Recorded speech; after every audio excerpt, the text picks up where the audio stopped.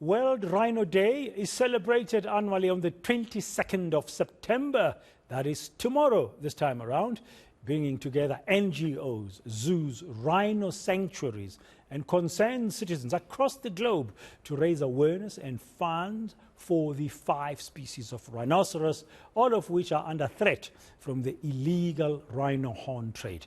Ahead of World Rhino Day tomorrow, I'm speaking now to the Endangered Wildlife Trust, Lourens Leeuwner. Lourens, good afternoon. Welcome to Today on ENCA. Thank you very much for your time. This year, I did an interview just a couple of weeks ago about rhinos. This year, it looks like there has been a reduction in terms of rhino poaching in some parks, like at the Kruger Park, because of efforts and partnerships with the likes of the organization, the SANParks, and the private sector. Do you think this decline is sustainable? Are you beginning to win the war against rhino poaching? Yes, good afternoon, Dan and the listeners.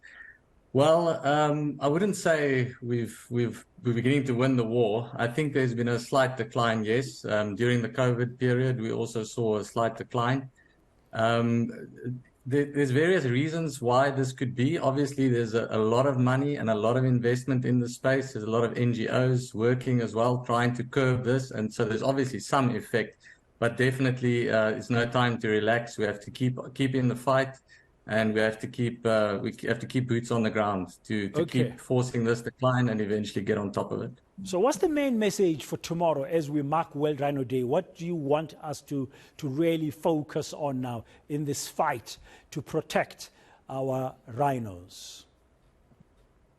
Well, I think for us as South Africans, the important thing is just to remain aware that this is still happening. I know there's a lot of other news out there and a lot of distractions, but the rhino poaching situation is very much still in play. We would like to call on the public to be the eyes and ears, to report suspicious activity, to keep supporting credible organizations in this fight.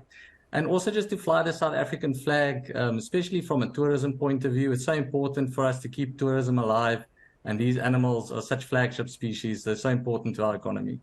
Yeah, they're very majestic animals. I mean, just before the pandemic, I visited the Kruger National Park with my youngest son. And during one of the drives, we got like very close to one rhino bull that was just grazing by itself. They're such beautiful and majestic animals. So what can we do? I mean, you're creating awareness that there is still rhino poaching, but your wildlife trust, for example, the Endangered Wildlife Trust, how do we support your efforts? What are you busy with currently? Right, yes. Well, we, in partnership with companies such as Relate Bracelets, who donate quite a fair bit of money to the EWT by supporting Relate.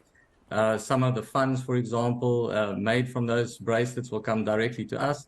That enables us to put detection dogs at the ports of entry, such as airports, and these dogs can screen cargo and luggage to check for any rhino horn possibly moving through. We also have dogs at various reserves in the field, assisting rangers on the ground with patrols, with vehicle searches at gates. So we're really supporting the fight on the ground. But of course, the government also have a role to play, and they are doing a lot of work in that space through the Hawks, just to try and really destabilize the network, because we're dealing with a criminal syndicate here. So it's quite a complex issue. Everyone has a part to play. It's not just for one organization to solve, but for the EWT, that's what we are doing. We're on the ground supporting the rangers in the field. Yeah. Is Asia still the biggest market for illegal horn trade? It's still the case, and it's quite an important point that you raised there, because the demand is not local. So we're dealing with demand that's international. So it's really difficult to manage it. And that's why I say a holistic approach is required. It's not just locally. You do have to, it's almost like an international effort. It's the only way that we will be able to destabilize the syndicate. Yeah. Now, Lourens, does your trust collaborate with others internationally to try and really make sure that the rhinos are protected? So the projects that we run from period to period. At the moment, we're not collaborating now with internationals. We're focusing on our problems in our communities, on the borders of our protected areas, and supporting the staff, especially in SANParks as well, to try and just curb it right on the cold face of the problem. Okay. Do you have ideas about numbers? I mean, for a rhino population in South Africa currently? As the EWT, do you keep track as well of the population, of the rhino population?